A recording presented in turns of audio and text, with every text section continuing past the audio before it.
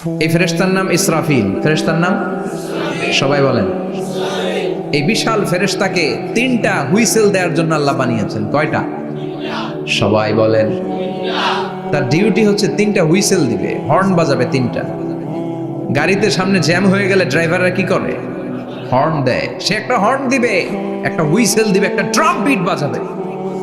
ওইটাকে আরবিতে বলে সুর। ইযা নুফিখা ফিস সূরি নাফখাতান ওয়াহিদা। যখন তিনি প্রথম হুইসেলটা বাজাবেন, রব্বুল আলামিন ওনারে বানালেন 3টা হুইসেল দেওয়ার জন্য বিশাল আকৃতির ফেরেশতা।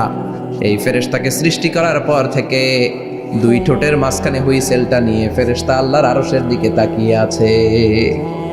He is just waiting for the green signal. আল্লাহর অর্ডার কখন আসবে? আসলেই একটা ফু দিবে। সুবহানাল্লাহ কইবেন না? এই ফুটা দেওয়ার জন্য সে এখনো, ঠিক যে মুহূর্তে আমরা এখন তাফসীর শুনছি, সেই মুহূর্তে ইসরাফিল কি করতেছে? 2 ঠোঁটের মাঝখানে ওই হুইসেলটাকে রেখে জাস্ট অবজার্ভিং দ্য আরশ, আরশের দিকে তাকিয়ে আছে। যখন আল্লাহ বলবে শুরু করো, প্রসিড, মুহূর্তের মধ্যে হুইসেল বাজাবে। আর ওই হুইসেলের আওয়াজটাকে আরবিতে বলে আল কারিয়া। কি বলে? বুঝতে পারছেন এবার? সহজ হয়ে গেছে না? নরম হয়ে আসতেছে না সূরাটা? আল কারিয়া তার মানে বিকট আওয়াজ, বিকট হর্ন বাজানো হবে, ট্রাম্পিট দেয়া হবে, বিকট হুইসেল দেয়া হবে।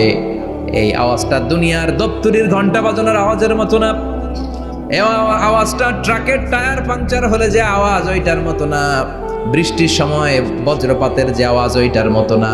ওই আওয়াজটা পৃথিবীর বুকে সবচাইতে ভয়ঙ্করতম আওয়াজ। ঠিক কিনা?